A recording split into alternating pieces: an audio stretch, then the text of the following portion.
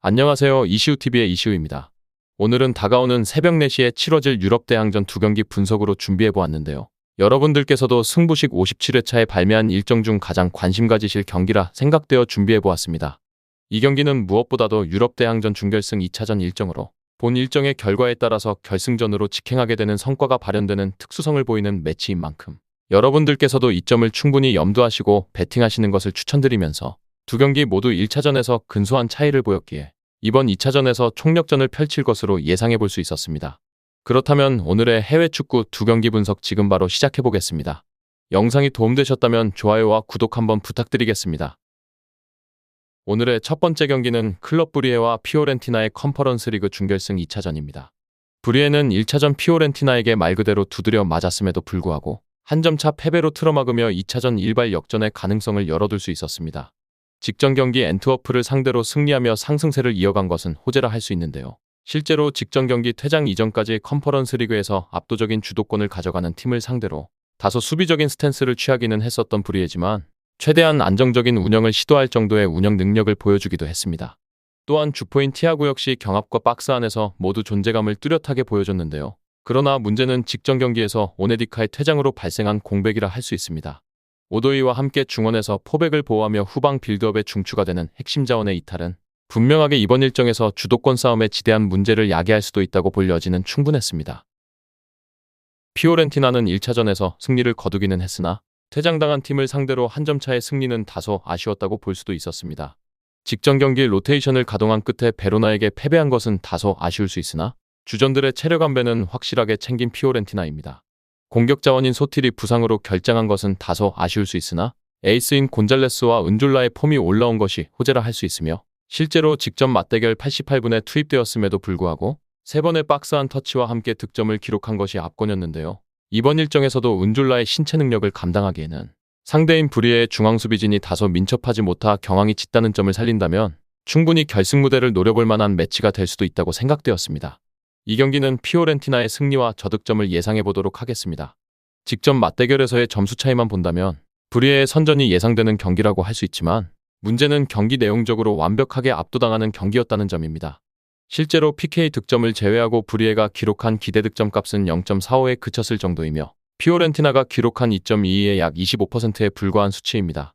원정에서 다소 약한 모습을 보이는 것도 사실인 피오렌티나지만 이미 안정적인 운영이 가능한 상황이기 때문에 또 한 번 압도적인 운영 능력을 구사할 것이라 생각되었기에 피오렌티나의 승리 쪽 접근을 우선적으로 추천드려보도록 하겠습니다.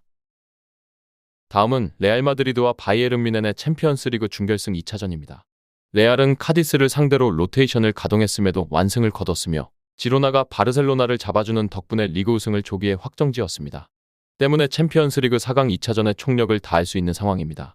직전 맞대결에서 비니시우스와 호드리고를 좌측면에 동시에 배치하며 상대 수비진의 약점을 공략했던 레알인데요. 실제로 크로스 역시 좌중앙 미드필더로 기용하며 전체 공격의 40%를 왼쪽 측면으로 전개했었습니다. 다소 노골적일 수는 있으나 신체적 성향적 우위를 확실하게 가져갔던 전술기조라 볼 수 있었고 1차전에서 사실상 2실점의 원흉이 되었던 바스케스 대신 카르바알이 복귀하게 되는 레알이기 때문에 1차전보다 확실한 수비적 안정화를 기대할 수 있는 대목이며 덕분에 공수 밸런스의 안정화까지도 기대해 볼 수 있는 레알입니다. 바이에른 뮌헨은 지난 1차전에서 레알과 무승부를 거둔 끝에 로테이션을 가동한 슈투트가르트에게 패배하며 승점이 2점 차이로 좁혀졌음니은디야. 체력 안배를 신경 쓴 것은 분명히 호재가 될 수도 있지만 직전 경기에서 게레이로와 다이어가 부상으로 팀을 이탈해버리는 악재가 동시에 발생한 뮌헨입니다. 일선의 주포인 케인을 필두로 사네와 밀러 그리고 무시알라로 이어지는 전방의 파괴력은 득점을 상수로 기대할 수 있는 수준입니다. 특히 직전 경기 나브리도 복귀전을 치르며 후반의 변화를 꾀할 수도 있는 뮌헨인데요. 문제는 확실한 수비 조합을 기대하기 어렵다는 점이라 할 수 있습니다. 김민재는 직전 맞대결 2번의 실수로 2실점을 헌납하는 불안한 모습을 보였으며 이번 경기 선발이 예상되는 다이어와 더리우트의 조합은 둘 다 경미한 부상을 안고 경기에 임해야 하며 수비에서의 안정화를 기대하기는 다소 어려움이 따를 수밖에 없는 뮌헨입니다. 이 경기는 무승부와 다득점을 한 번 더 예상해 보도록 하겠습니다. 경기 자체는 1차전과 비슷한 양상으로 흘러갈 가능성이 매우 농후한데요.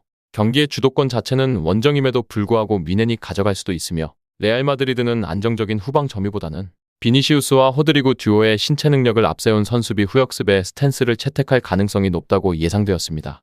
문제는 라인을 끌어올렸을 때 키미히와 다이어 그리고 더리우트의 조합으로는 배후 공간으로 빠른 침투를 가져가는 상대 전방을 막아내기 어렵다는 점이며, 그러나 이번 경기 역시 팽팽한 접전의 양상으로 흐를 가능성이 높기 때문에 고배당으로 무승부의 선택지와 다득점을 추천드려보도록 하겠습니다.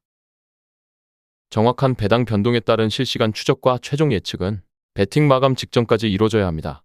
위 부분을 참고하는 배팅이 아닌 더 근시적인 결과는 배당률 흐름의 변화 및 경기 시작 전 결장자 정보에 따라 변동될 수 있습니다. 함께 배팅으로 더 효율적인 승률을 만들고자 만들어낸 채널입니다. 모든 경기를 영상에 담아내기에 한계가 있습니다.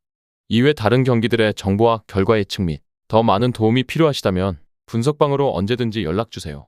최선을 다해 보이겠습니다.